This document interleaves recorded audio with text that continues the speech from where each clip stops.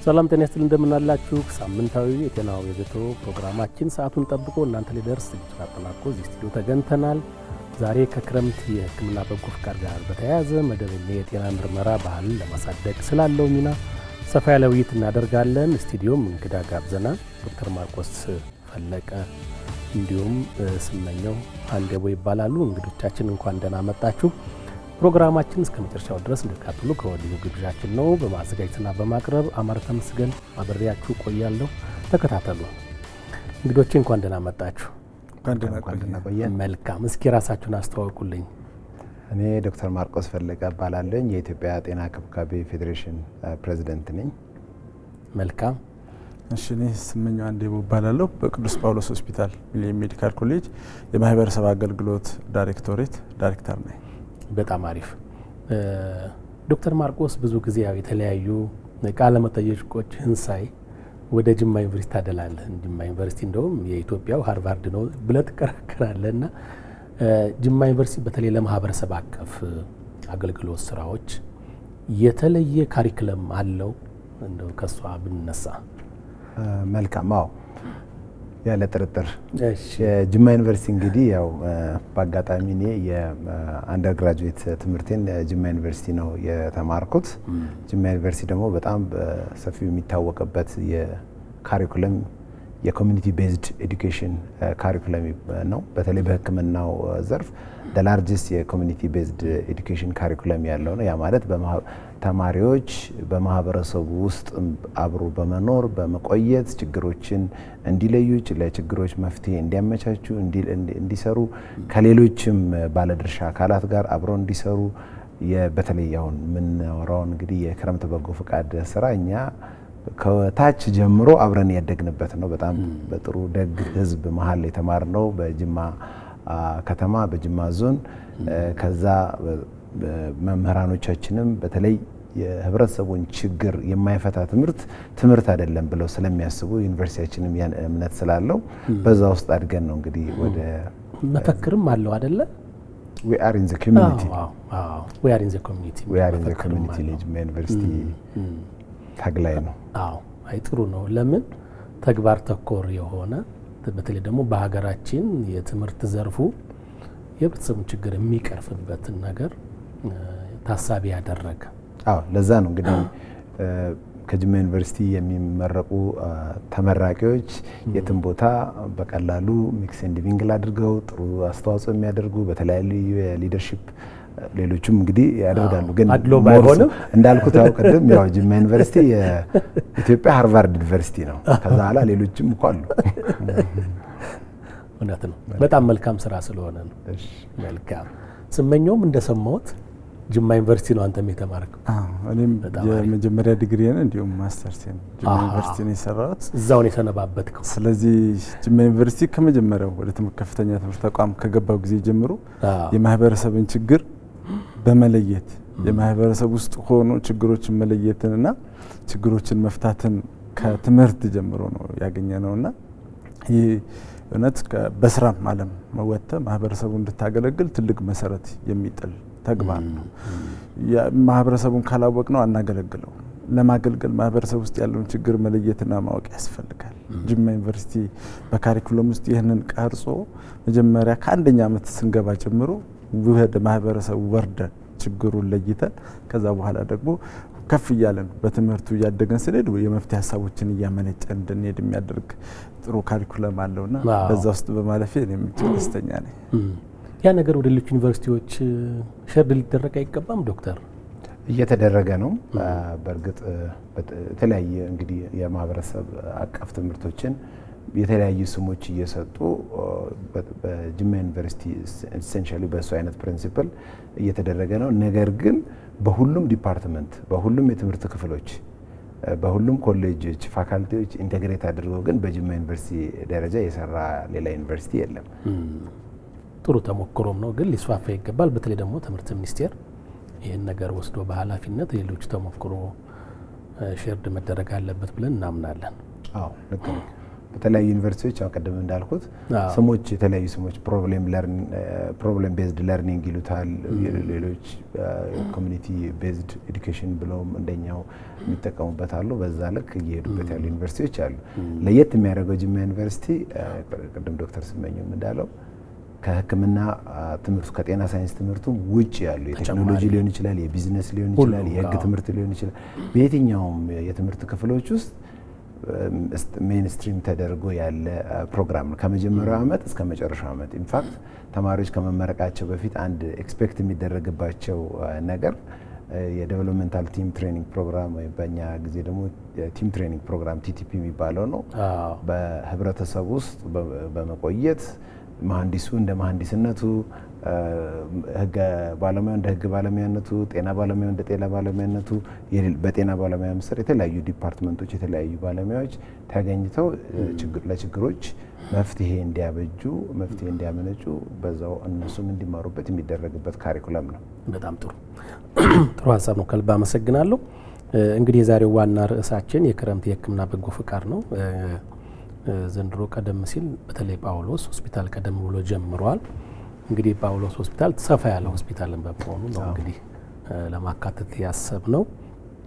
ከቅርብ ጊዜ ዓመታት ወዲህ እንግዲህ የመንግስት ሆስፒታሎችም ይሁን የግል ሆስፒታሎች መደበኛ የጤና ምርመራ እንዲያድግ በሚያግዝ አግባብ የክረምት የህክምና ዘመቻ የተለያዩ እንትኖች አሉት። ግን ምርመራውና ህክምናውን ላይ አተኩረን ለማየት እንሞክራለን። ያለፉት ዓመታት ተሞክሮ እንዴት ነበረ? በተለይ መደበኛ የክረምት በጎ ፍቃድ የህክምና ዘመቻ ሲኖር ምን ኢምፓክት እያመጣ ነው? እንደ ጳውሎስ ያለውን እስኪ ለመነሻ እኔና ከዛ ደግሞ በግል ተቋማትም ይሄው ትሬንድ እየተዛመተ ነውና የእነሱን ማስተዋጽኦ እናያለን። መልካም። እንግዲህ የቅዱስ ጳውሎስ ሆስፒታል ህክምና ኮሌጅ ባለፉት በርካታ ዓመታት የክረምት በጎ ፍቃድ አገልግሎቶችን በስትራቴጂ በመደገፍ በእቅድ በመደገፍ ብዙ ተግባራትን ሲያከናውን ቆይቷል። እንግዲህ የዚህ የክረምት በጎ ፍቃድ አገልግሎት ዋናው ዓላማ የህክምና አገልግሎት እየፈለጉ ወደ ተቋም መምጣት እየፈለጉ በተለያዩ ችግሮች ምክንያት ለምሳሌ በፋይናንሻል እጥረት፣ ከቦታ ርቀት በመሳሰሉት ምክንያት ወደ ተቋማት ሄደው መታከም የአገልግሎቱ ተጠቃሚ መሆን የማይችሉ የማህበረሰብ ክፍል አባላትን መድረስን ዓላማ ያደረገ ተግባር ነው። እንግዲህ ይህ ተግባር በርካታ ዓመታትን ያስቆጠረ ነው። ባለፉት 8-9 ዓመታት ውስጥ ይህን ተግባር ሲያከናውን ቆይቷል የቅዱስ ጳውሎስ ህክምና ኮሌጅ። በዚህ ምን አይነት ኢምፓክት ምን አይነት ውጤት አምጥቷል ብለን በምናይበት ጊዜ እንግዲህ በማህበረሰባችን ውስጥ ያለውን የጤና ሁኔታ ስንረዳ ብዙ ጊዜ ወደ ጤና ተቋም የምንመጣው ስንታመም ነው ወይ የሆነ የጤና እክል ሲገጥመን ነው ወደ ጤና ተቋም የመምጣት ልማድ ያለ። ይህ ደግሞ በሽታው አንደኛ በጣም አድጎ መታከም በማይችልበት ደረጃ ወይም ደግሞ ውስብስብ የጤና ፕሮሰሶችን የሚፈልግበት ወቅት ላይ ነው ወደ ጤና ተቋም የምንመጣው። ይሄ ደግሞ የመዳን እድሉ የሚያነሰ ይሆናል። እንዲሁም ደግሞ ጤና ተቋማት ወጫቸው ያንን ለማከም የሚያወጡት ወጪ ከፍተኛ እንዲሆንና በአገር ኢኮኖሚ ላይም ትልቅ ተጽዕኖ ያለው ይሆናል። ስለዚህ ይሄ የክረምት በጎ ፍቃድ አገልግሎት ቅድመ ምርመራን መሰረት ያደረገ የበርካታ የጤና እክሎችን የምንመረምርበት መርሃ ግብር እንደመሆኑ አንጻር ያንን በማበረታታት አንደኛ ሰዎች የጤና ችግራቸው በሰዓቱ መፍትሄ እንዲያገኝ መፍትሄ በሚያገኝ መታከም በሚችልበት ሰዓት እንዲታከም ትልቅ አስተዋጽኦ ያበረክታል። ሁለተኛ ደግሞ የጤና ስርዓቱ ደግሞ ከብዙ ወጪዎች መታደግ የሚያስችል ነው። ከዛ ውጪ በዓለም አቀፍ ደረጃ እንደምናውቀው ተላላፊና ተላላፊ ያልሆኑ በሽታዎች አብዛኛው ማህበረሰብ በተላላፊ ያልሆኑ በሽታዎች ነው እየሞተ ያለው። ወደ 70% የሚሆነው ሰው እየሞተ ያለው በተላላፊ ባልሆኑ በሽታዎች ችግር እየሆነ መጥተዋል። ወደኛ ሀገር ስንመጣ ደግሞ ከ42% በላይ የሚሆኑ ሞቶች የሚከሰቱት ተላላፊ ባልሆኑ በሽታዎች ነው። ስለዚህ የቅድመ ምርመራ በአጠቃላይ የህክምና ወይም ደግሞ በሽታው ያለበትን ደረጃ አስቀድሞ በመለየት ሰዎች በአግባቡ ህክምና እንዲያገኙ የሚያስችል ሲሆን በአጠቃላይ የህክምና ስርዓቱ ላይ ደግሞ ትልቅ የሆነ አስተዋጽኦ የሚያበረክት ተግባር ሆኖ እናገኘዋለን።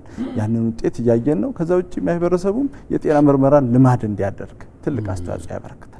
ክረምት በመጣ ቁጥር አሁን ቆይ የጤና ምርመራ መርሃ ግብር ስላለ ራሴ ልይ የሚል የማህበረሰብ ክብር አሁን እየፈጠር ያለንበት ወቅት ላይ ነው። ይሄን ልማድ ማስፋት ማጠናከር ይጠይቃል። ግን በጎ ጅምር በጎ መነሻ ሆኖ እያገለገለ ያለ ተግባር ነው። እውነት ነው። አንድ ወቅት በዘመቻ የተደረገ ነገር በኋላ የህብረተሰቡ ባህሪ ካልቸር ሆኖ ይዘልቃልና ያንን ታሳቢ በማድረግ ነው።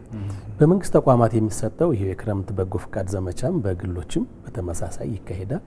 ባለፈውም ጳውሎስ ሲጀመር በርከት ያሉ የግል ተቋማት የዋሽንግተን ዲሲ ሆስፒታልን ጨምሮ ብዙዎች አይቻለሁ፣ አምቡላንሶችን አይቻለሁ። ከቅርብ ጊዜ ወዲህ ነው ቀደም ሲልም ነበረ ይህ ባህል? ዶክተር ማርቆስ እንደው ለመረጃ ያክል መጀመሪያ ጥሩ ጥያቄ እንጠየቀን። የኢትዮጵያ ጤና ክብካቤ ፌዴሬሽን ከ30 ሺህ በላይ በስሩ አባላት ያሉት ተቋማት አባል የሆኑበት ጥላ ማህበር ነው። በዚህ ማህበር 30 ሺህ ጥሩ ነው። 30 ሺህ ትልቅ ቁጥር ነው። በቁጥር ደረጃ ስኮፓቸውንም በየጊዜው ደግሞ እያደገ ነው የመጣው። በተለይ ባለፈው 8 ዓመት ውስጥ ወደ 11 ሺህ ተቋማት አዳዲስ ተቋማት ተፈጥሯል፣ ፍቃድ አግኝተዋል። የክረምት በጎ ፈቃድን በተለይ በጤናው ዘርፍ በመጀመር እንዳውም ከመንግስት ቀድሞ የጀመረው የግሉ ዘርፍ ነው። እንግዲህ ምናልባት አማረ ታስታውስ ከነበረ የኢፌዴሪ ጠቅላይ ሚኒስትር ክቡር ዶክተር አብይ አህመድ መጀመሪያ ወደ ኃላፊነት እንደመጡ ጊዜ ያቀረቡት አንድ ጥሪ ነበረ። እሱም የክረምት የበጎ ፈቃድ አገልግሎትን በተለይ መጀመር የፈለጉት በሆስፒታሎች እድሳት፣ የተጎዱ ሆስፒታሎችን እድሳት፣ በትምህርት ተቋማት እድሳት፣ ለተማሪዎች ደብተር በመግዛት ለተቋማትን ነጻ አገልግሎት በመስጠት በሱ ነበር የተጀመረው።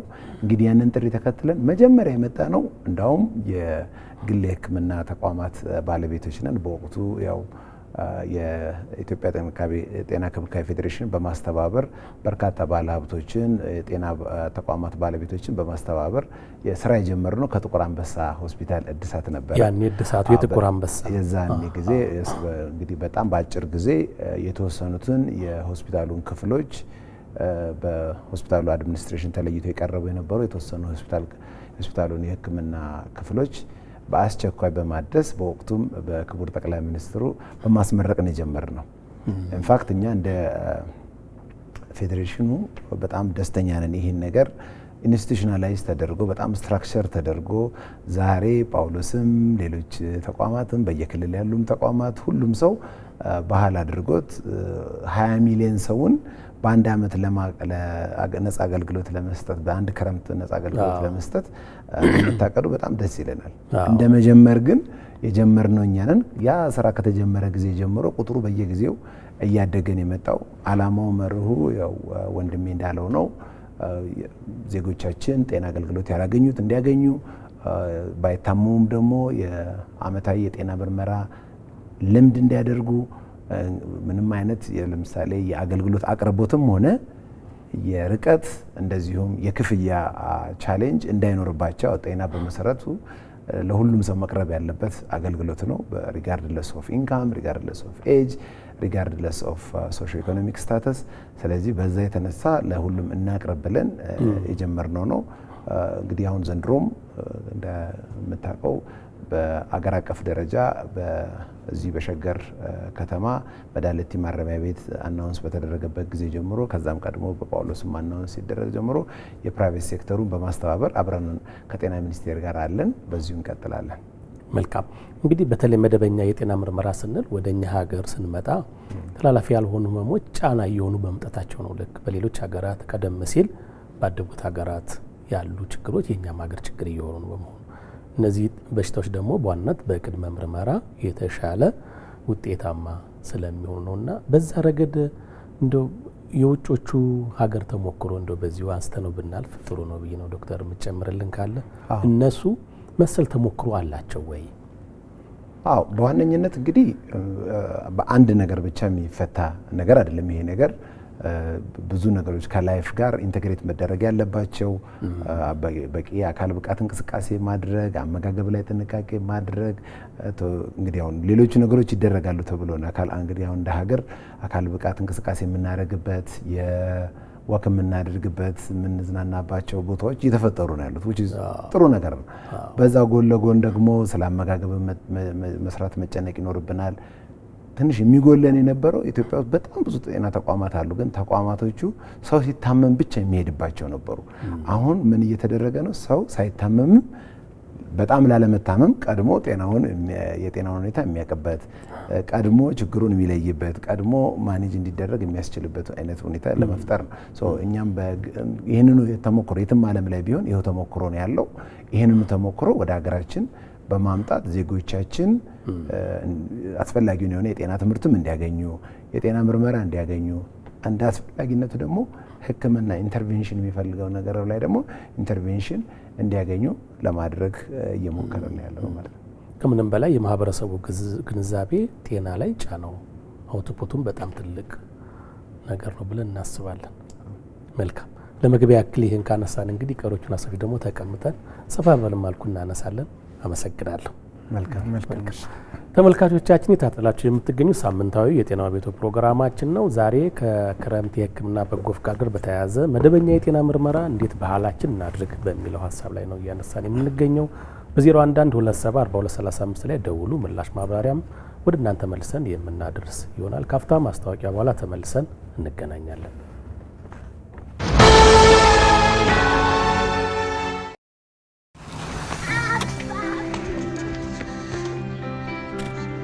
በብዙዎች መታመን ብቻ ሳይሆን ብዙዎች የሚተማመኑበት ሆኖ መዝለቅ የታላቅ ጥረት ወርቃማ ፍሬ ነው። ላለፉት 50 ዓመታት ለደህንነታችሁ አስተማማኝ ዋስትና እያቀረብን ከትውልድ ትውልድ ተሻግረናል። ለህልሞቻችሁ መከታ፣ ለቤተሰባችሁ ደህንነት አለኝታ፣ ለንግድ ለንብረታችሁ ብርቱ መተማመኛ እየሆንን የነገን ዋስትና ዛሬ ላይ እያጸናን በያላችሁበት ተደራሽ ሆነን ፈጣኑን የመድን አገልግሎት ማቅረባችንን ቀጥለናል። በልባችሁ ደህንነትን በፊታችሁ ላይ ፈገግታን እያደመቀን ላለፉት 50 ዓመታት ዘልቀናል። በካበተ ልምዳችን ላይ ብቃትን ጨምረን የመድን አገልግሎታችንን ከመጪው ዘመን ጋር አዘምነን በተሻለ አቅም ልናገለግላችሁ ተዘጋጅተናል። ስኬቶቻችንን እየዘከርን የወደፊቱን እንቀይሳለን። የነገን ዋስትና ዛሬ ላይ ያጸና አስተማማኝ አጋሩ የኢትዮጵያ መድን ድርጅት።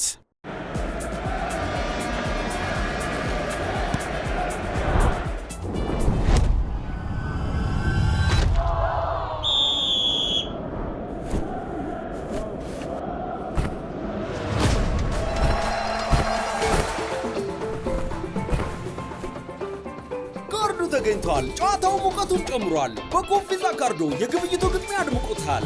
በየትኛውም ቦታ ኮምፒዛ ካርዳችንን መዘዝ አድርገን ክፍያችንን በማጣጣፍ ኑሮን ማቅለል ቻልንበት።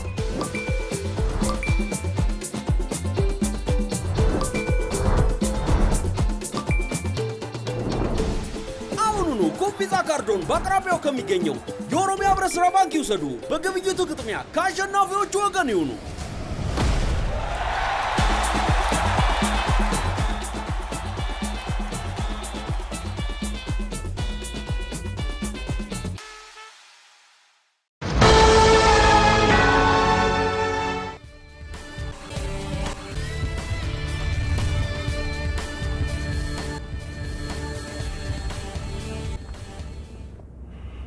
ተመልሰናል። ተመልካቾቻችን ሳምንታዊ የጤናው በቤቶ ፕሮግራማችን ነው የተከታተላችሁ የምትገኙት። ዛሬ በክረምት የህክምና በጎ ፍቃድ በመደበኛ የጤና ምርመራ ባህል ዙሪያ ነው ሀሳብ አስተያየት እያነሳን የምንገኘው። እዚህ ስቱዲዮም እንግዶች አብረውን እየተወያዩ ይገኛሉ። እንግዲህ የክረምት የህክምና በጎ ፍቃድ ስንል ብዙ ዘርፎች ይኖሩታል። ግን በዋናነት በምን ዘርፎች ላይ ነው ህብረተሰቡ ሲመጣ የሚያገኘው ምርመራ? መልካም። የክረምት በጎ ፍቃድ አገልግሎት እንግዲህ በቅዱስ ጳውሎስ ሆስፒታል ሚሊኒየም ሜዲካል ኮሌጅ ቀደም ለማንሳት እንደሞከርኩት ከ10 በላይ አበይት ተግባራትን መርጠን በስትራቴጂ እየሰራን ነው። ከነሱ መካከል አንዱ የነጻ የጤና ምርመራ የህክምናና የምክር አገልግሎት መስጠት ነው። በዚህ ዘርፍ ውስጥ በርካታ ተግባራትን እናከናውናለን። በርካታ የህመም አይነቶችን የመመርመር የማከምና የምክር አገልግሎት መስጠትን ያካተተ ተግባር ነው። ከ30 በላይ የሚበልጡ አገልግሎቶችን ነው በዚህ ውስጥ አካተን የምንሰጠው። የውስጥ ደዌ ምርመራ ሊሆን ይችላል፣ የህፃናት ህክምና፣ የማህፀንና ጽንስ ህክምና፣ የቀዶ ህክምና አገልግሎት እንዲሁም ደግሞ በምርመራ ደረጃ የልብ ምርመራ፣ የሰርቫይካል ካንሰር ወይም የማህፀን ጫፍ ካንሰር ምርመራ፣ የጡት ካንሰር ምርመራዎችን አካተን በርካታ የምርመራ አይነቶችን የምንሰጥበት መርሃ ግብር ነው። ከዛ ባሻገር ደግሞ ብዙ የዲያግኖስቲክ ወይም የላቦራቶሪ አገልግሎቶችን በመስጠት የታካሚውን የጤና ሁኔታ የምንለይበት ነው። በእኛ የክረምት በጎ ፈቃድ አገልግሎት ውስጥ ከ15 በላይ የላቦራቶሪ ምርመራ አይነቶች ያለው ሲሆን ከዛ በተጨማሪ ደግሞ የኢሜጂንግ አልትራሳውንድ፣ ኤክስሬይ፣ ኤምአርአይ እና ሲቲ ስካንን ጨምሮ እንግዲህ ከተለያዩ ተቋማት ጋር አንድ ላይ በመሆን ታካሚዎቻችን ወይም ተገልጋዮቻችን ትክክለኛ ህመማቸውን መለየት የሚያስችሉ የዲያግኖሲስ አገልግሎቶችን ያካተተ ነው። ከዛ በኋላ ደግሞ ከመረመርናቸው ችግራቸውን ካወቅን በኋላ ደግሞ ለህመማቸው የሚሆን መድኃኒት በቂ ባይሆን በተቻለ አቅም የግሉን ሴክተር ቅድም ለማንሳት እንደሞከር ነው በዲያግኖስቲክሱም በመድኃኒት አቅርቦትም የግሉን ተቋምና የውስጥ ያለውን አቅም በማስተባበር በሽታቸው ተለይቶ ታክመው መድኃኒት አግኝተው ወደ ቤታቸው እንዲመለሱ የማድረግ ስራዎችን ነው ስንሰራ የነበረው። መልካም ዶክተር፣ ምናልባት የግሉ ዘርፍ ብዙ ጊዜ ላቦራቶሪና የዲያግኖስቲክ ዘርፉ ላይ ትንሽ አዳዲስ ወደ ገበያው ምርቶችን የማስተዋወቅ ባህል አለው። ምክንያቱም የግሉ ዘርፍ ፉክክር ላይ በመጠኑም ቢሆን ስለሚያተኩር ከዛ አንጻር የተለያዩ የጤና ተቋማት የተለያዩ አዳዲስ መሳሪያዎች ይኖሩታል። እነዛን ለበጎ ፈቃድ በመዋለ ረገድ የተሻለ ውጤት በማምጣት ረገድ የግሉ ዘርፍ ድርሻ ምን ያክል ነው?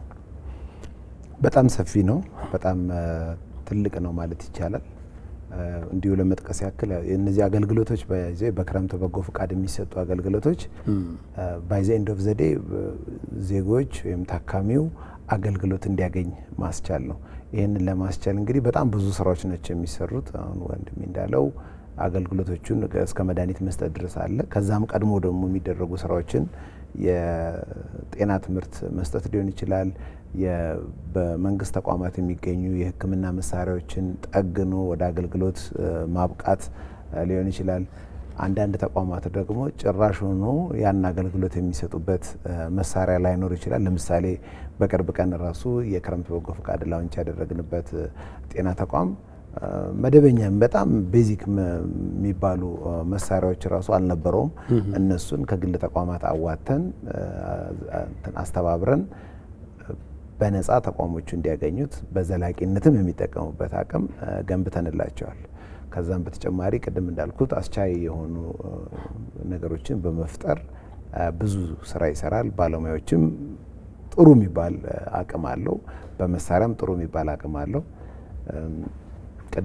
ቅድም እንደተጠቀሰው እንደው እንደ ምሳሌ የቅዱስ ጳውሎስ ሆስፒታል ውስጥ ለምሳሌ በአሁኑ ሰዓት እየተሰጡ ያለውን የክረምት በጎ ፈቃድ አገልግሎት ካየ ነው ከ20 በላይ የሚሆኑ የግል የሕክምና ተቋማት በዛው በቅዱስ ጳውሎስ ውስጥ ከትመው አገልግሎታቸውን በተለያየ እንትን እየሰጡ ነው ያሉት። ተቋሞቻቸው ጋር ብቻ አይደለም ባይዘው የመንግስት የሕክምና ተቋም የመንግስት የጤና ተቋም ውስጥም ሄደው አገልግሎት በመስጠት ላይ ነው ያሉት። ከዛም ባሻገር ያው እንዳልከው አንዳንድ የምርመራ አገልግሎቶች በተለይ በግሉ ሴክተር የተሻለ ደረጃ ላይ የደረሱ አሉ። የተሻለ የላቦራቶሪ አቅም ያላቸው፣ የፓቶሎጂ አቅም ያላቸው፣ የተሻለ የሬዲዮሎጂ ኢሜጂንግ፣ የሲቲ ስካን፣ ኤምአርአይ፣ ማሞ፣ ኤክስሬይ እነዚህን የተሻለ አቅም ያላቸው አሉ። የእኛን ተቋም ጨምሮ ዋሽንግተን ሜዲካል ሴንተርን ጨምሮ ብዙ ተቋማት የሲቲ ስካን ነጻ የኤምአርአይ ምርመራ ከመንግስት ተቋም ለሚመጡ ኮታ ሰጥተው ከነዛ ተቋማት በሚመጡ ሪፈራሎችን ተቀብለው ሙሉ ለሙሉ በነጻ ይሰጣሉ።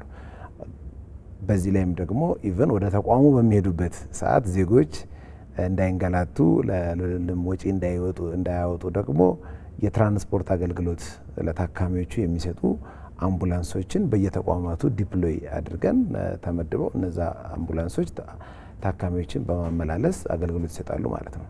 በዚህ እንግዲህ በተሻለ ሁኔታ የመንግስት ተቋምም ሆነ የግል ተቋም ባይ ዘ ኤንድ ኦፍ ዘ ዴይ የሚያገለግለው ዜጋውን ነው እና የመንግስት የግል የሚባል ህዝብ ስለሌለ ለእነሱ የተሻለ አደረጃጀትን ፈጥረን የተሻለ ቅንጅትን ፈጥረን በጥሩ ሁኔታ እየሰራን ያለ ነው። መልካም። እስቲ ስመኘው ደግሞ ምናልባት እንግዲህ 20 ሚሊዮን ነው ህብረተሰብ በዚህ ክረምት የታሰበው፣ ግን እንደ ጳውሎስ ትላንት የተናገረው እንግዲህ ባለፉት ሳምንታት ሲሰጥ የነበረው ምን ያክል ሰዎች መድረስ ትችላችኋል? ምን ያክል አቅዳችሁ ነበረ የሚለውን ደግሞ እስኪ እናንሳ። መልካም።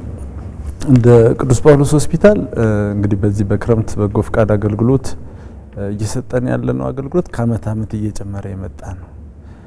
ከበርካታ አመታት በፊት ምናልባት በተወሰኑ ሺህ ቁጥሮች ብቻ የምንሰጠው አገልግሎት ነበረ የነበረን። በዚህ ቀረብ ባሉ ጊዜያት ግን ይህ አገልግሎት እጅግ እየሰፋና እየበዛ በርካታ ሰዎችን ተጠቃሚ እያደረገ በርካታ ታካሚዎችን ችግራቸውን እየፈታ ያለ መርሃ ግብር ነው። እንግዲህ በዚህ አመት ያቀርነው እስከ 200,000 አገልግሎት ተጠቃሚዎች እንዲሆኑ ለማድረግ ነው ታስቦ እየታቀደ ያለው። ይህንን ደግሞ በተለያዩ ምዕራፎች ከፍለን ነው የምንሰራው። አሁን አንተ እንዳልከን ከሐምሌ 7 እስከ 17 ለ11 ተከታታይ ቀናት በቅዱስ ጳውሎስ ሆስፒታል ግቢ ሲሰጥ የነበረው ነጻ የጤና ምርመራ የምክርና የሕክምና አገልግሎት የመጀመሪያው ምዕራፍ ነው።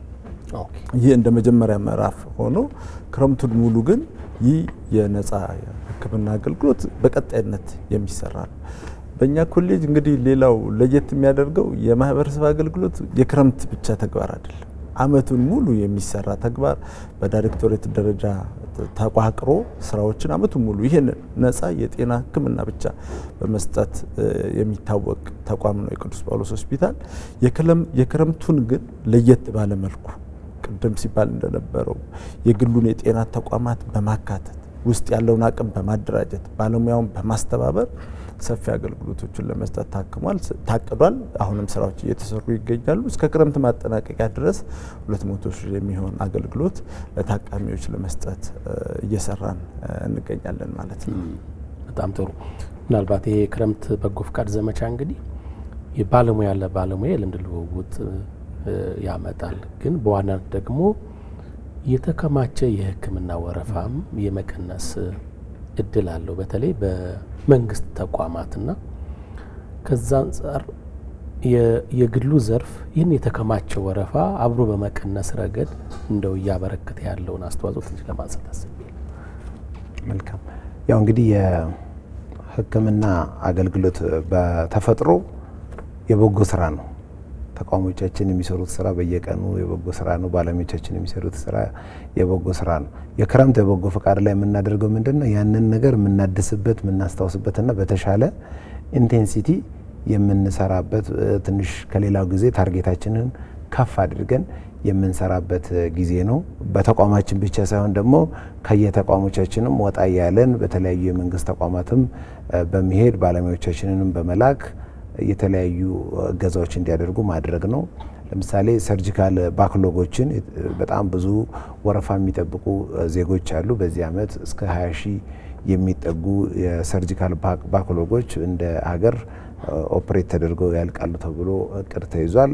እንደ ባለፈው አመት እና ከዚህ ቀደም እንደነበሩት እኛም ደግሞ ባለሙያዎችን በመላክ እቃዎችን በማቅረብ ማሽኖችን በማቅረብ መድኃኒቶችን በማቅረብ ለዛ የሚሆኑ ግብአቶችን በማቅረብ እነዚህን ባለሙያዎችም እዛ ያሉትን በመደገፍ የበኩላችን አስተዋጽኦ እናደርጋለን። በየተቋሞቻችንም ደግሞ በአቅማችን በፈቀደ ልክ ለሁሉም የጤና ተቋማት በኢትዮጵያ የጤና ክብካቤ ፌዴሬሽን አስተባባሪነት ከዛ በስር ላሉት አባላቶች እና ማህበራት የተሰጡ ታርጌቶች አሉ። በዛ በተለየው ታርጌት መሰረት ሁሉም ተቋም ኮንትሪቢዩት እንዲያደርግ እንጠብቃለን። መልካም። አቶ ስመኘው እዚህ ላይ የሚጨምርልን ካለ? መልካም። ከወረፋ ላይ ያሉ ታካሚዎችን ቁጥር መቀነስ የክረምት በጎ ፍቃድ ተግባር አንዱና አበይት ተግባራችን ነው እንደ ቅዱስ ጳውሎስ ሕክምና ኮሌጅ። በአብዛኛው ግን እንደዚህ አይነት ወረፋዎች የሚስተዋሉት በቀዶ ሕክምና አገልግሎት ላይ ነውና በዚህ አመት በቅዱስ ጳውሎስ ሆስፒታል ሚሊኒየም ሜዲካል ኮሌጅ በወረፋ ላይ የሚገኙ ወደ 500 የሚጠጉ ህጻናት አሉ። እነሱን ሕክምና ለማከናወን እቅድ አውጥተን ብዙ ስራዎች እየተሰሩ ናቸው። ባለፉት 11 ቀናት በቀን ከ10 እስከ 15 ታካሚዎችን ይህን የቀዶ ሕክምና አገልግሎት እየሰጠን ያለንበት ሁኔታ ላይ ነው የምንገኘው። ነገር ግን የክረምት በጎ ፈቃድ አገልግሎት ይሄ ሁሉ እንዳይፈጠር ወደ ሕክምና ችግሩ ውስብስብ ሆኖ እንደዚህ ውስብስብ የሕክምና ተግባራትን ወይም ደግሞ አገልግሎቶችን እንዳይፈልግ ከማድረግ ከስር ከመሰረቱ ከመቅረፍ አንፃር ትልቅ አስተዋጽኦ ነው ያለው። አሁን ሰዎች ቀድሞ ቢመረመሩ ቀድሞ ችግራቸውን ቢያውቁ ችግሩ ሳይወሳሰብ እዚህ ደረጃ ላይ ሳይደርስ በአግባቡ መፍትሄ በቀላሉ በጤና ተቋም ደረጃ መፍትሄ የሚያገኙ ነገሮችን ሶልቭ ማድረግ ይችላል። ስለዚህ አሁን ያለው እንደ አንድ እቅድ ያለው መቀነሱን አገልግሎቱን መስጠቱ ነው። ዋናው ተግባር ግን ይሄ እንዳይፈጠር ከማድረግ አንፃር ከስር ችግሩን ከማድረግ አንፃር የክረምት በጎ ፈቃድ አገልግሎት ቅድም ዶክተር ማርቆስ ለማንሳት እንደሞከረው በግንዛቤ በመስጠት ሰዎች ጤናቸውን እንዲመረመሩ እንዲያውቁ ባይታመሙ እንዲያውቁ በማድረግ ረገድ ትልቅ አስተዋጽኦ አለው። አሁን ያለውን በወረፋ ላይ ያለውን ሕክምናም ደግሞ በበቂ ሁኔታ ለመቀነስ ስራዎች እየተከናወኑ ይገኛሉ። መልካም። እስኪ ምናልባት ዶክተር በተለይ ደግሞ ሁሉም ተቋማት ሁሉም የሕክምና ተቋማት እንዲሳተፉ በማድረግ ረገድ ይሄ የክረምት በጎ ፈቃድ ምን ያክል እንደው ሞዴል ምሳሌ እየሆነ ነው ማለት እንችላለን? እንግዲህ በመሰረቱ የሕክምና ስራ የቡድን ስራ ነው። ያ የቡድን ስራ የባለሙያዎች ቡድን አለ፣ የዘርፎች ቡድን አለ፣ የተለያዩ የንዑስ ክፍሎች አሉ። በሕክምና እንግዲህ የሕክምና አገልግሎቱ ላይ ያሉ የዲጂታል አገልግሎት ፕሮቫይደሮች አሉ፣ ዲያግኖስቲክ አገልግሎት የሚሰጡ አሉ፣ መድኃኒት የሚያቀርቡ አሉ፣ ሰው የሚያሰለጥኑ አሉ፣ ሕክምና መሳሪያና ሌሎች መገልገያ መሳሪያዎችን የሚያመጡ የሚያከፋፍሉ አሉ፣ የሚጠግኑ አሉ፣ የተለያየ የጤና ትምህርት አገልግሎት የሚሰጡ አሉ፣ የጤና አገልግሎቱንም ደግሞ የሚሰጡ ተቋማት አሉ። እንግዲህ በዚህ በክረምት በጎ ፈቃድ ምንድነው የምናደርገው? አክሮስ ዘ ኢኮሲስተም ያሉትን በሙሉ አስተባብረን ለአንድ ዓላማ ነው የምንሰራው። ጤናማ ዜጋ ለመፍጠር ጤናማነትን ፕሮሞት ለማድረግ በዚህ ረገድ ሁሉም አስተዋጽኦ አለው። አሁን ከዚህ ከጠቀስኳቸው ውስጥ ምንም አስተዋጽኦ የለውም የምንለው የለም።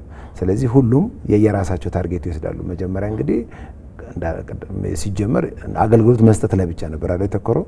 ከአገልግሎት መስጠት ጀርባ ምን አለ? ለምሳሌ በቂ መሳሪያ ከሌለ መሳሪያዎችን ማቅረብ አለ።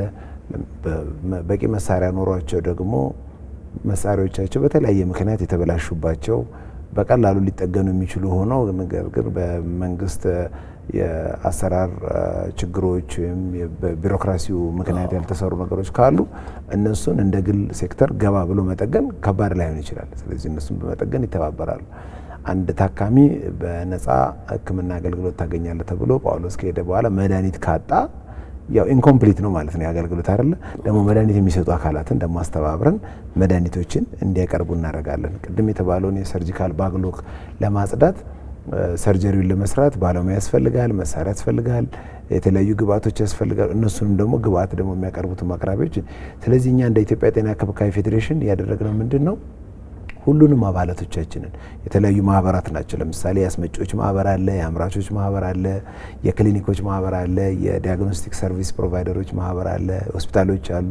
እነሱን ሁሉ በማስተባበር የዚህ ስራ የዚህ መልካም ስራ ተሳታፊ እንዲሆኑ በሌላ ጊዜ በየጊዜው የሚሰሩትን ስራ ቃል ኪዳናቸውን የሚያድሱበት የተሻለ ደግሞ ውጤት የሚያስመዘግቡበት በልዩ ታርጌት በልዩ ኬፒአይ የሚሰሩበት ጊዜ አድርገን እንሰጣለን።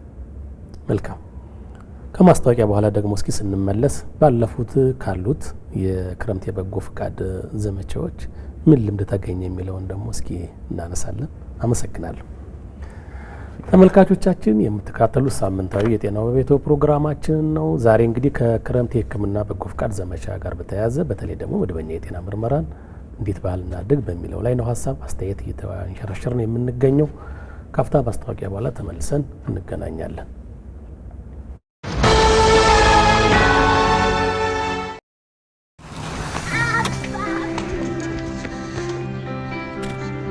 በብዙዎች መታመን ብቻ ሳይሆን ብዙዎች የሚተማመኑበት ሆኖ መዝለቅ የታላቅ ጥረት ወርቃማ ፍሬ ነው።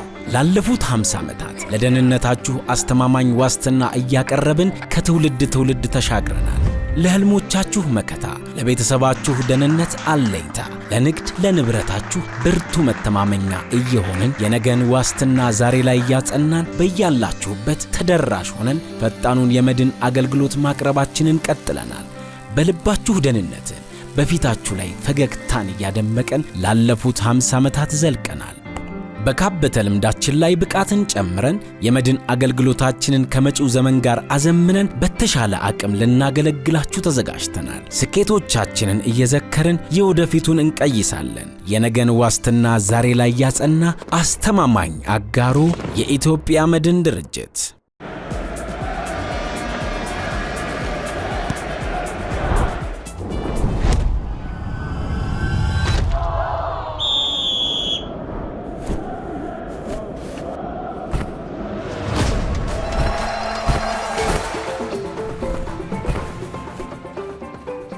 ተገኝቷል። ጨዋታው ሙቀቱን ጨምሯል። በኮፊዛ ካርዶ የግብይቱ ግጥሚያ አድምቆታል። በየትኛውም ቦታ ኮፊዛ ካርዳችንን መዘዝ አድርገን ክፍያችንን በማጣጣም ኑሮን ማቅለል ቻልንበት።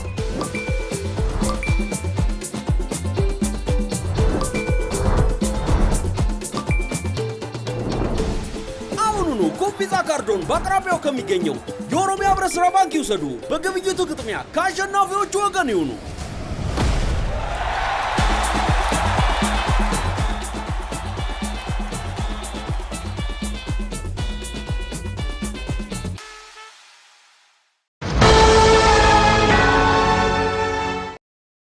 መልካም። እስኪ እንደው ባለፉት ከካሄድናቸው የክረምት የበጎ ፍቃድ ዘመቻዎች ምን ተሞክሮ ተገኘ? በተለይ ደግሞ የቱ ዘርፍ ላይ ማተኮር እንዳለብን ምን አይነት ግብአት እየሰጡ ይገኛሉ? በዚህ የምርመራ ሂደት በእኛ ሀገር ኮንቴክስት በተለይ ደግሞ ተላላፊ ያልሆኑ ህመሞች ጫና እየጨመሩ ስለመሆናቸው እንደው ምን አይነት ጥቁምታ እየሰጠ ይገኛል?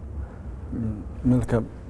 እንግዲህ የዚህ የክረምት በጎ ፍቃድ አገልግሎት ከሚለያቸው ከሚሰጣቸው አገልግሎቶች አንዱ የተላላፊ ያልሆኑ በሽታዎችን መለየት ነው።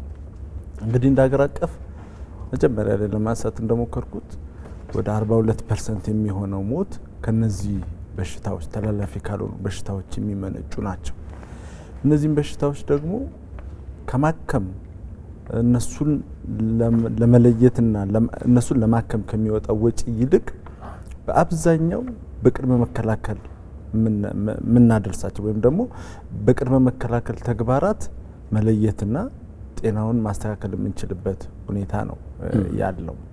እንግዲህ ከዚህ አንፃር እያየን ያለነው ምንድነው? አብዛኛው ሰው ጤነኛ ነው ወደኛ ጋር ሲመጣ ራሱን እንደ ጤነኛ ሰው ነው ቀድሞ ያለው ግንዛቤ እንደዛ ነው። ራሱንም የሚቆጥረው እንደዛ ነው። ግን በጣም በሚገርም ሁኔታ በእኛ በበጎ ፍቃድ አገልግሎት በምንሰጥበት ቦታ ኢመርጀንሲ ኮርነር አለ ለብቻ። ጤነኛ ሆነው እንኳን መጥተው ሲታዩ በጣም ኢመርጀንት የሆነ አሁን በአስቸኳይ በተለያዩ የሕክምና ድጋፎች ወዲያው ሕክምና የሚያስፈልገው ሰው ሆኖ እናገኘዋለን። እዛው ሕክምና የምናስጀምራቸው ብዙ ታካሚዎች አሉንና አንዳንዶቹን እኛም ማነጋግረን ነበርና እንዴት ቆመህ ሄድክ ሁሉ ተብለናል ይላሉ።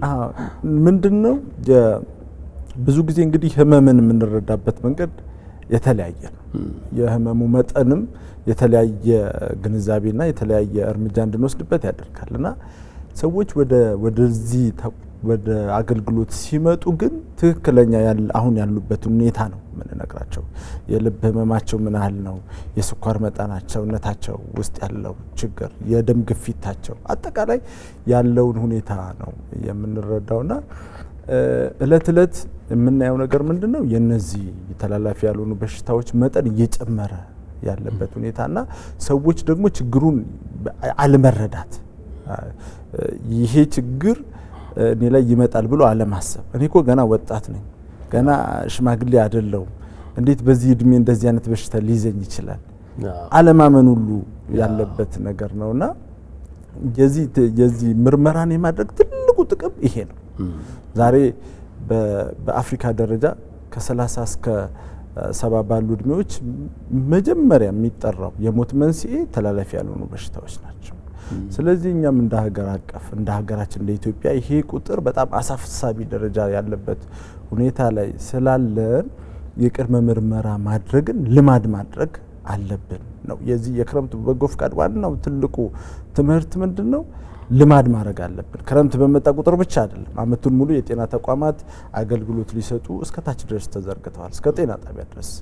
ምናልባት አብዛኛዎቹ ምርመራዎች የተላላፊ ያልሆኑ በሽታዎች ምርመራ በጤና ጣቢያ በጤና ተቋም ደረጃ ሊሰጡ የሚችሉ ናቸው። እነሱን ልማድ አድርጎ ሰዎች የዛ አገልግሎት ተጠቃሚ መሆን መጀመር አለብን። አለበለዚያ ግን ችግሩ እየገፋ ችግሩ ውስብስብነት ያለው እየሆነ በመጣ ቁጥር ከፍተኛ የጤና አገልግሎት የሚጠይቅና ወደ ሪፈራል ሆስፒታሎች የመምጣት ሁኔታ ነው ያለውና አንዳንዴ በጣም ከፍ ያለ ደረጃ የደረሱ ህመሞችን የምናገኝበት ጊዜ ነው ያለነው። በኖርማል መጥተው ቅድም አንተ ስታነሳ እንደነበረው ደህና ሆነው መጥተው ሁኔታቸው ሲታይ ሲመረመር ግን እንዴት ቆመ ሄድክ የሚያስብል ደረጃ ላይ የምናገኛቸው ታካሚዎች አሉና ከዛ አንጻር እጅግ እየሰፋ ያለ ችግር ነው። መከላከሉ ግን የተሻለ ውጤታማ ስለሆነ ምርመራን ማድረግ ልማድ ማድረግ አለብን። በምርመራ ራስን ማወቅ የጤናን ሁኔታ መለየት በጣም ትንሽ ነገር ሊሆን ይችላል። ውስብስብ ከሆነ በኋላ ግን ሕክምናውን ማግኘት በጣም ከፍተኛ ወጪ በሀገርም ላይ በግለሰብም ላይ ጫና ያለው ነገር ነው ማለት ነውና ምርመራን የሜዲካል ቼክአፕ ማድረግን ልማድ ማድረግ ያስፈልጋል። መልካም ዶክተር፣ እንግዲህ በተለይ እንደ መንግስት ደረጃ ስናይ ያው ፖሊሲያችን መከላከል ነበር ለረጅም ዓመታት።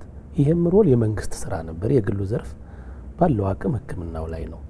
አሁን ደግሞ ፖሊሱ ተሻሽሎ የኤንሲዲ ህመሞችን መጨመር ግምት ውስጥ በማስገባት ስመኘውም እንዳነሳው ይሄው ዘርፍ እያደገ በመምጣቱ ችግሩ አሁን ህክምናም የፖሊሲው አካል ሆኗል። ስለዚህ ከዛ አንጻር የግሉ ዘርፍ በህክምናው ላይ ያለውን ድርሻ ለማሳደግ እንደው ምን የምታስቡት ነገር አለ? ምን ላይ ነው? ቅድም ስታነሳልኝ ቁጥሩ ቆንጆ ነው፣ ግን እንደው ከዚህም በላይ ጠቅላይ ሚኒስትሩ በቅርቡ ሀገራችን በርከት ያሉ ሆስፒታሎች ከዚህም በላይ ያስፈልጓታል፣ በተለይ ለምሳሌ አዲስ አበባ ከተማ ከዛም በላይ ያስፈልጋታል የሚል ያነሳሉና የግሉ ዘርፍ እንደው ይህንን ዘርፍ ሼር ለማድረግ ያለውን ሚና ለማሳደግ ምን ላይ ነው? ምን አስቧል? የግሉ ዘርፍ እንግዲህ በጣም ሰፊ ፖቴንሻል አለው። በኢትዮጵያ ውስጥ ብዙ የሰለጠነ የሰው ኃይል አለ፣ ብዙ አቅም አለ። የኢትዮጵያ አየር መንገድ ኮኔክቲቪቲ አለ። የእቃ አቅርቦቶች በየጊዜው እየጨመሩ ነው ያሉት። ከዛ ጋር ቴክኖሎጂዎችም በዚሁ ኢንሃውስ ኢንካንትሪ የሚበለጽጉም ከውጭም አዶፕት የሚደረጉ ብዙ ነገሮች የተስፋፉ ነው ያሉት። እኛ እንደ ግሉ ዘርፍ ማየት ያለብን መሰረታዊ አገልግሎትን ለእኛ ዜጎች ብቻ የሚበቃ አገልግሎትን መስጠትን ሳይሆን ለአፍሪካን ወንድሞቻችን እህቶቻችንም የጤና አገልግሎትን በሜዲካል ቱሪዝም መልክ አዲስ አበባን ኢትዮጵያን የጤና ቱሪዝም ማዕከል በማድረግ ለመስራት ነው እየተንቀሳቀስን የምንገኘው። መሰረታዊ አገልግሎቶችን መስጠት ኦፍ ኮርስ የሚኖር ነገር ነው። ነገር ግን በአፍሪካም ምሳሌያዊ የሚሆን የጤና አገልግሎት ሽግግር ለማድረግ እየሰራን ያለ ነው። በዚህ ረገድ በቅርቡ እንግዲህ የሚመረቁ በጣም ግዙፍ የሚባሉ በጣም ዘመናዊ እስከዛሬ ድረስ በኢትዮጵያ ውስጥ ያልነበሩ ቴክኖሎጂዎችን ይዘው ብቅ የሚሉ ሆስፒታሎች ይኖራሉ። በእርግጥ ክቡር ጠቅላይ ሚኒስትሩም እንዳሉት በመንግስት ብቻ የሚሰራ አይደለም። ይህ ስራ ፕራይመሪሊ እንዳውም የጤና አገልግሎት መሰራት ያለበት በግሉ ሴክተር ነው። የመንግስት ሮል መሆን ያለበት ፖሊሲ ማውጣት፣ መቆጣጠር፣ መደገፍ፣ እነዚህ ላይ ነው ሊሚትድ መሆን የነበረበት። ያው በኢትዮጵያ ውስጥ ስታየው ትንሽ የሮሎች ኮንፊውዥን አለው። ግን ደግሞ አሁን በፖሊሲ ደረጃ በተለይ የግሉ ሴክተር እየተደገፈ ስለሆነ እኛም እንደ ኢትዮጵያ ጤና ክብካቤ ፌዴሬሽን ከጤና ሚኒስቴር ጋር በጣም በቅርበት እየሰራን ስለሆነ እነዚህን ጋፖች በፊል ለማድረግ እየተንቀሳቀስን ያለ ነው። እንዳልኩት ዋናው ቪዥናችን መሰረታዊ አገልግሎት ብቻ መስጠት ሳይሆን እንዳውም ወደ ሌላ ሀገር የሚሄዱ ዜጎቻችን ማስቀረትን ብቻ ሳይሆን ከሌሎች ሀገሮች የሚመጡ የአፍሪካውያን ወንድሞቻችንን እህቶቻችንን ባለን ኮኔክቲቪቲ ባለን የዲፕሎማቲክ ካፒታል ኦፍ ዘ ኮንቲኔንት መሆንን ተከትለን በእነዚህ እንግዲህ ሌቨሬጅ አድርገን መስራት ነው። በዚህ ላይ በጣም በጣም በእርግጠኝነት ትልቅ ውጤት እንደምናመጣ ላረጋግጥልህ ፈልጋለሁ። ኦፍ ኮርስ ግን ድጋፍም ይፈልጋል። የግሉ የጤና ሴክተር በብዙ መልኩ ድጋፎችን ይፈልጋል። እንግዲህ በዚህ ዘርፍ የሰሩ ሀገራት በእኛ እኩያ ያሉ እንግዲህ ራሱ የዛሬ 20 ዓመት አካባቢ በህንድ እኛ አሁን ያለንበትን አይነት ስታተስ ላይ የነበሩ ናቸው። በቃ ስትረግል የሚያደርግ አንድ 20 ዓመት 30 ዓመት ታሪክ ነው። በታይላንድ ተመሳሳይ የሆነ ታሪክ ነው። በተለይ እንደዚህ የኛ አቻ የምንላቸው አገሮች ወይም ሜቢ ኬንያም ልንሄድ እንችላለን። ያለ የሆነ ተዋርድ ሲት ሰርተው ነው ያመጡትና በዛ ላይ ደግሞ የሚመለከታቸው አካላት እንዲደግፉ በዚሁ ጥሪ ማቅረብ ፈልጋለሁ። ሆቴልን ወደ ሆስፒታል የሚል ብዙ ሆቴሎች እንደውም ወደ ሆስፒታል እየተቀየሩ ነው የሚባል ነገር አለ። እንደውም ማህበራዊ ሚዲያውም አካባቢ እውነት ነው የሆስፒታሎች ቁጥር ጥራት እያደገ ይመጣል ብለን ተስፋ እናደርጋለን። የአፍሪካ ህብረት መቀመጫ እንደመሆናችን መጠን አዎ ሆቴልን እንግዲህ ወደ ሆስፒታል መቀየር የሚለው በጣም ለኢሚዲየት ኒድ ሊሆን ይችላል ለአጭር ጊዜ፣ ግን ሎንግ ተርም መደረግ ያለበት በጣም አድካሚ ነው። ባይዘው እኔ በራሴ ስለሄድኩበት አይቼዋለኝ። ወጪም የማይቆጥብ ጊዜ የሚፈጅ በጣም ረዥም መንገድ የሚወስድ አሰራር ነው። ነገር ግን በወቅቱ የነበረን አማራጭ ያው አንድ ሆቴል ገዝቶ ሆቴሉን ወደ ሆስፒታል መቀየር ነው። በተለይ አሁን እኛ እንደምንሰራው ዓለም አቀፍ ደረጃን የጠበቀ ተቋም እንዲሆን ዓለም አቀፍ ታካሚዎች የሚመጡበት ዓለም አቀፍ ደረጃን ያሟላ ወደ ውጭ ሀገር ሊሄዱ የሚገባቸው ታካሚዎች ቀርተው የሚታከሙበት ተቋም ለማድረግ ከታሰበ ባይ ዲዛይን ከመጀመሪያው ጀምሮ መስራቱ በጣም አስፈላጊ ነው። ሆቴሎችም ያስፈልጉናል፣ ሆስፒታሎችም ደግሞ በጣም ያስፈልጉናል። ኢንፋክት እኔ ያው ሁሌም እንደምለው ከሆቴሎች ሞር ሆስፒታሎች ብዙ ያስፈልጉናል። ምክንያቱም እዚህ ገባ የሚባል ሆስፒታል ሳንፈጥር ብዙ ሆቴሎች ተፈጥረዋል። ነገር ግን ይሄ ነገር በዚህ አንድ አመት ውስጥ ራሱ በጣም ብዙ ለውጥ የምናይበት ጊዜ እንደሆነ ግን ተስፋ አደርጋለሁ። እውነት ነው። መልካም። እስኪ የክረምት በጎ ፍቃድ እንግዲህ የሕክምና ዘመቻው በዋናነት አላማው አልቲሜትሊ መደበኛ የጤና ምርመራ ባህላችን እንዲሆን ለማድረግ ነው እንግዲህ አብዛኛውን ጥረታችን እና ከዚህ አንጻር እንደው በሰዎች ዘንድ መሰል ልምዶች እያደጉ መሆናቸውን የሚያሳዩ ፍንጮች አሉ። እንደው ምን ታዘባችሁ? ወደ ጳውሎስ ሆስፒታል ሌላ ጊዜ ለምርመራ የሚመጣል ከፍሎ ወረፋ ይዞ ሪፈራ ጽፎ ለመመርመር ብቻ የሚመጣል ነው ወይስ መንጃ ፍቃድ ለትምህርት ሊሄድ ሲል ብቻ ነው? እንደው ምን አለ እዛ አካባቢ? መልካም እንግዲህ የቅዱስ ጳውሎስ ሆስፒታል ሕክምና ኮሌጅ ሪፈራል ሆስፒታል ነው። በራሱ ካችመንት ኤሪያ ያሉ ሪፈራል ኬዞችን ነው በአብዛኛው የሚቀበለው። ቴሪሸሪ ኬር በጣም ውስብስብ የጤና አገልግሎት የሚፈልጉ ታካሚዎች ናቸው በአብዛኛው ወደ ሆስፒታላችን የሚመጡት። ነገር ግን አሁን አንተ እንዳልከው የጤና የምርመራ አገልግሎት አሁን በሀገር አቀፍ ደረጃ በጤና ጣቢያዎች በስፋት እየተሰጠ ያለ አገልግሎት ነው።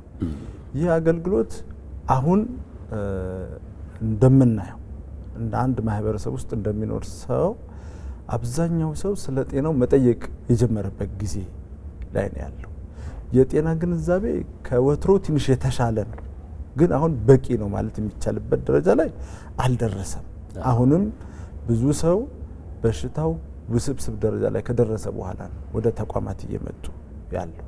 ካንሰሩ ወደ ኬሞቴራፒ ወደ ሌላ ፕሮሲጀር በሚፈልግበት ወደ ጨረር ሕክምና በሚፈልግበት ደረጃ ላይ ነው። በፈርስት ስቴጅ ሰከንድ ስቴጅ ላይ ብዙ ታካሚዎች የሉም እኛ ሀገር። ይሄ የሚያሳየው ልምድ ሆኖ ወደ ጤና ተቋም የመሄድ ነገር በጣም አናሳ ነው በማህበረሰባችን። አሁንም ታመን መሄድ ሲያቅተን በሰዎች ነው ታዝለን ወደ ጤና ተቋማት እየሄድን ያለ ነው። ይሄ ደግሞ ችግሩ ራሱ መታከም ከሚችልበት ደረጃ በላይ ሆኖ እርግጥ የተለያዩ የህክምና አድቫንስድ የህክምና ሁኔታዎች ፕሮሰሶች አሉ፣ እነሱ ሰርቪሶች አሉ። እነሱን በሀገር አቀፍ ደረጃ እንደ ቅዱስ ጳውሎስ ሆስፒታል እየተሰጡ የሚገኙ አገልግሎቶች አሉ። ነገር ግን እዛ ሳንደርስ በፊት ትንሽ የጤና ሁኔታችን ከኖርማል ሁኔታ ከምናየው ነገር በተለየ ሁኔታ ቶሎ ፈጥኖ ወደ ጤና ተቋም መሄድ እንዲሁ ደግሞ አዘውትሮ የጤና ምርመራ ማድረግ። አሁን የማህፀን ጫፍ ካንሰር ምርመራ ሀገር አቀፍ ሁሉም ጤና ጣቢያዎች ላይ የሚሰጥ አገልግሎት ነው። የጡት ካንሰር ምርመራ በሀገር አቀፍ ደረጃ በአብዛኛው ቦታ ከሰልፍ ብረስት ስክሪኒንግ ጀምሮ በቀላሉ ችግሩን መለየት የሚያስችል ነው በውስብስብ ደረጃ ላይ ሳይደርስ። ነገር ግን እሱ ተሞክሮ ገና እያደገ ያለ ነው። ከወትሮ የተሻለ መሻሻል ይታያል። ነገር ግን አሁንም አጠናክሮ የግንዛቤ ማስጨበጥ መርሃ ግብሮች በስፋት መሰጠት አለባቸው። ቅድም ዶክተር ማርቆስ ሲያነሳው ነበረ የክረምት በጎ ፍቃድ አገልግሎት አንዱና አበይት ተግባራት የጤና ግንዛቤን ለህብረተሰቡ ማዳረስ ነው። ጤናማ ተግባራት የጤና ችግር ባይዘወይ በምርመራ ብቻ የምናድነው ጉዳይ አይደለም። ከሱ ጋር ተያያዥ የሆኑ አብሮ መደረግ ያለባቸው ነገሮች አሉ። የላይፍ ስታይል ሞዲፊኬሽን ምንድነው? የአካል ብቃት እንቅስቃሴ መስራት፣ ምግቦቻችንን ማስተካከል፣ ይሄ ከምርመራ ጋር ሲታገዝ ጤናማ ማህበረሰብ መገንባት ያስችላል እና የጤናችንን ደረጃ ያለብንን የጤና እክል መለየት በየጊዜው የጤና ምርመራ ማድረግን ስለሚፈልግ ያንን ማድረግ ይኖርብናል። ትንሽ መሻሻሎች አሉ። ነገር ግን ብዙ ስራዎች የሚቀሩና አብዛኛው ማህበረሰብም አሁን የጤና ምርመራ የማድረግ ልምዱ አመርቂ ነው ብሎ መውሰድ አይቻልም። ገና ነው። ዶክተር ማርክ አንተስ ምን ታዘብክ? ባጭሩ መጀመሪያ ያው ያለንን አቅም የውስጥ አቅም በደንብ እንድናይ ረድቶናል። ያሉ ችግሮችንም ለመረዳት ረድቶናል። ስንጀምር እንግዲህ የክረምት የበጎ ፍቃድ አገልግሎትን በተለይ በጤናው ሴክተር ስንጀምር አመታዊ ግብ አድርገን የያዝነው በየክረምቱ ማለት ነው 1 ሚሊዮን ነበረ። ኦኬ። ከዛ ያለ 3 ሲባል 5 ሲባል ባለፈው ወደ 13 ስለደረስን ዘንድሮ ደግሞ 20ን አቅደን እየሰራን ያለ ነው። ስለዚህ ትልቅ የመፈጸም የማስተባበር ልምድን ኦቨርኦል አዳብረንበታል። በዛው ልክም ደግሞ ከህብረተሰቡ ጠያቂነትን ከህብረተሰቡ አገልግሎቱን ፈላጊነትን አትርፈናል። በዚህ አጭር ጊዜ እንግዲህ የክረምት በጎ ፈቃድ አገልግሎት ላይ ጠብቀው አመታዊ ምርመራ የሚያደርጉ ዜጎች ፈጥረናል። ለምሳሌ ዘንድሮ 20 ሚሊዮን ሰዎችን እናያለን። በአቨሬጅ በአንድ ቤተሰብ 6 ሰው አለ ብለን ብናስብ እንግዲህ ወደ 120 ሚሊዮን ሰዎችን ኢንፍሉዌንስ ማድረግ እንችላለን ማለት ነው። 120 ሚሊዮን ዜጎችን ቢያንስ ከቤተሰብ ውስጥ አንዳንድ ሰው ቢሆን ሰምታው እንግዲህ አንዳንድ ቤተሰብ ውስጥ 2ም 3ም ሆኖ ሊመጡ ይችላሉ። ግን በየቤተሰቡ ተደራሽነትን አትርፈናል ማለት ነው። አንደኛው ትልቅ ነገር እሱ ነው። ሁለተኛው ስትራክቸርድ የሆነ ግንኙነት በመፍጠራችን ከጤና ሚኒስቴር ጋር ሀብት እንዳይባክን ብዙ እቅዶችን አብረን ሃርሞናይዝ ለማድረግ ትልቅ እድል ፈጥሮልናል። ለምሳሌ አምና በተሰራው ስራ በአጠቃላይ ሴቭ የተደረገው ገንዘብ ያ ገንዘብ አገልግሎቱ ተከፍሎ ቢሆን ኖሮ የተሰጠው ወደ 5 ቢሊዮን ብር ነው። ይሄ በመንግስት ተቋማት እና በግል ተቋማት የተሰራ ስራ ውጤት ነው። ኦፍ ኮርስ የሁለቱም አካላት ድምር ነው። ነገር ግን ቀላል የሚባል ሀብትን ማዳን ችለናል። በዚህ ላይ ደግሞ እርስ በርስን የመስራትን አብሮ እንደ ቲም የመስራትን ነገር ብዙ ነገር ለመተባበር ለመስራት እድል ፈጥሯል። ይሄ እርስ በርስ ባለሙያዎች የሚገናኙበት ተቋማትም አብሮ የሚሰሩበትን እድል ይፈጥርላቸዋል። እኛም ከጤና ሚኒስቴር ጋር እና ከክልል የጤና ቢሮዎች ጋር በክልል አባላቶቻችን በኩል የሚኖረንን ግንኙነት በጣም እያጠናከረ ሄዷል። ተቋማት አሁን ተጥሎባቸው ሳይሆን ጠይቀው ራሱ ስንት ነው እንዴት ነው የምናግዘው ኢቭን ለራሳቸው ክሬዲት ለመስጠት አይደለም። ቀደም ስመኘው እንዳለው የጳውሎስ ሆስፒታል ውስጥ ብትሄድ ልክ ጳውሎስ የሚሰጠውን አገልግሎት እኩል ወይም ከዛም ተገዳዳሪ የሆነ ቁጥር ያላቸው ተቋማት በዛ ውስጥ ገብተው አገልግሎት እየሰጡ ነው ያሉት። ዋናው ዓላማችን ዜጎች አገልግሎት መስጠት ማግኘታቸውን ታሳቢ አድርገን ነው የምንሰራው። ይሄ ደግሞ ቁጥር እየቀጠለ እየሰፋ ከሄደ ትልቅ ፖቴንሻልን አንሊሽ ማድረግ እንችላለን ማለት ነው። መልካም እያጠቃለልን ነው። እንደው በመጨረሻም አጠራጥር አድርጋችሁልኝ እንደው ህብረተሰቡ መደበኛ የጤና ምርመራው እንግዲህ ይቆያል። ያጠቃለሉ ሆስፒታሎች ይኖራሉ፣ ግን በሌሎች ሆስፒታሎች ይኖራል። ከዛ አንጻር መጥቶ እንዲመረመር እንደው አዲስ የምታደርጉት መልእክት ካለ?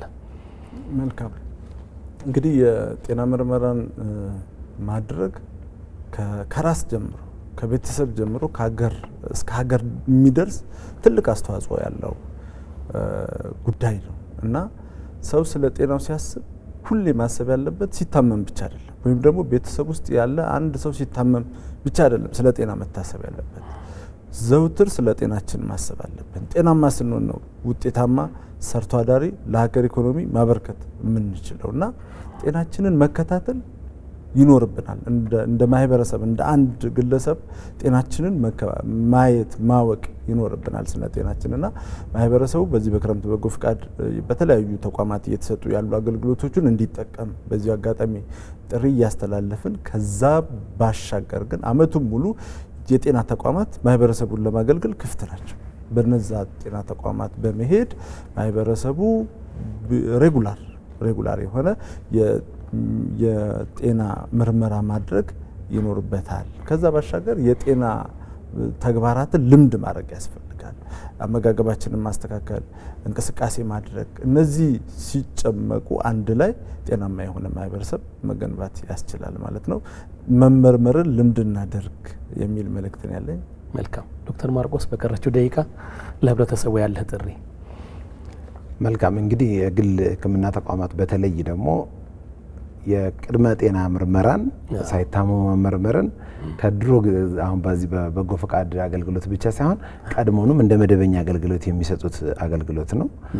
የዛን አገልግሎት ተጠቃሚ እንዲሆኑ በዚህ በክረምት በጎ ፈቃድ አገልግሎትም ደግሞ ያቀረብናቸውን አገልግሎቶች እንዲጠቀሙ በዚህ አጋጣሚ ጥሪ ያቀርባለሁኝ። በጤና ባለሙያዎች የሚሰጡ ምክሮችን፣ ትምህርቶችን እንዲከተሉ ጤናማ ማህበረሰብ እንድንፈጥር ደግሞ እነሱም ደግሞ የተማሩትን ትምህርት ወደ ቤተሰባቸው ወደ ጓደኞቻቸው አውርደው ኮሌክቲቭሊ ጤናማ ማህበረሰብ እንዲኖረን እንዲያስችሉ ጥሪ ማድረግ እፈልጋለሁ። መልካም፣ ከልብ አመሰግናለሁ ሁለታችሁንም። የክረምት የበጎ ፍቃድ የሕክምና ዘመቻ ብቻም ሳይሆን ህብረተሰቡ ደግሞ ጤናውን የመጠበቅ ባህሉን እንዳንድ ባህል አድርጎ እንዲይዘው ለማድረግ ነው። እንግዲህ የሌሎች ሀገራት ተሞክሮ የሚያሳየው ይህንኑ በመሆኑ ነው። እንግዲህ በሀብት ሳይሆን በግንዛቤ ሰዎች የተሻለ ጤና ስለሚኖራቸው አስፈላጊ በመሆኑ የሰጣችሁን ሀሳብ ከልብ አመሰግናለሁ። ስመኘው ሀንዴቦ በቅዱስ ጳውሎስ ሆስፒታል ሚሊኒየም ሜዲካል ኮሌጅ የማህበረሰብ አገልግሎት ዳይሬክቶሬት ዳይሬክተር ሰጠህን ሀሳብ ሰፋ ያለ ማብራሪያ ከልብ አመሰግናለሁ። ዶክተር ማርቆስ ፈለቀ ደግሞ የግሉን ዘርፍ በመወከል የኢትዮጵያ ጤና እንክብካቤ ፌዴሬሽን ፕሬዚዳንት ናቸው። ሁለታችሁንም ከልብ አመሰግናለሁ። እግዚአብሔር ይስጥልኝ። በሌላ ፕሮግራም ደግሞ ደግመን እንደምንገናኝ ተስፋ አድርጋለሁ። መልካም፣ እግዚአብሔር ይስጥልን። መልካም ተመልካቾች፣ የዛሬው የጤና በቤቶ እንግዲህ ከክረምት በጎ ፍቃድ የሕክምና ዘመቻ ጋር በተያያዘ በተለይ መመርመርን እንዴት ባህላችን እናድርግ የሚለውን ሀሳብ በማስረጽ ረገድ ያደረግነው ውይይት ይህን ይመስል ነበረ። ሳምንት በሌላ ፕሮግራም እስከምንገናኝ ጤናው በቤቶን በማዘጋጀት እንዲሁም በማቅረብ አማረ ተመስገን ከመላው ስቱዲዮ ባለሙያዎች ጋር አብሬያችሁ ነበርኩኝ። ጤና ይስጥልን።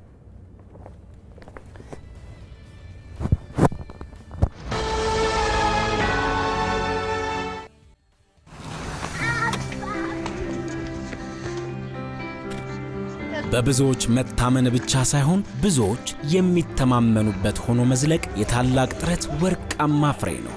ላለፉት 50 ዓመታት ለደህንነታችሁ አስተማማኝ ዋስትና እያቀረብን ከትውልድ ትውልድ ተሻግረናል። ለህልሞቻችሁ መከታ፣ ለቤተሰባችሁ ደህንነት አለኝታ፣ ለንግድ ለንብረታችሁ ብርቱ መተማመኛ እየሆንን የነገን ዋስትና ዛሬ ላይ እያጸናን በያላችሁበት ተደራሽ ሆነን ፈጣኑን የመድን አገልግሎት ማቅረባችንን ቀጥለናል። በልባችሁ ደህንነትን በፊታችሁ ላይ ፈገግታን እያደመቀን ላለፉት 50 ዓመታት ዘልቀናል። በካበተ ልምዳችን ላይ ብቃትን ጨምረን የመድን አገልግሎታችንን ከመጪው ዘመን ጋር አዘምነን በተሻለ አቅም ልናገለግላችሁ ተዘጋጅተናል። ስኬቶቻችንን እየዘከርን የወደፊቱን እንቀይሳለን። የነገን ዋስትና ዛሬ ላይ ያጸና አስተማማኝ አጋሩ የኢትዮጵያ መድን ድርጅት።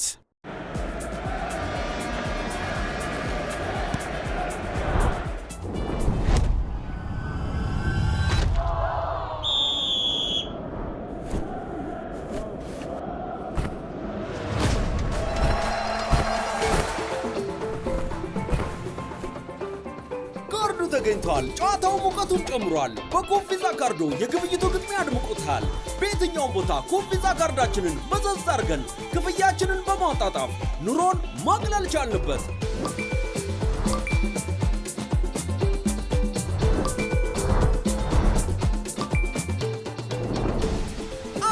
ኮምፒዛ ካርዶን በአቅራቢያው ከሚገኘው የኦሮሚያ ህብረት ሥራ ባንክ ይውሰዱ። በግብይቱ ግጥሚያ ከአሸናፊዎቹ ወገን ይሁኑ።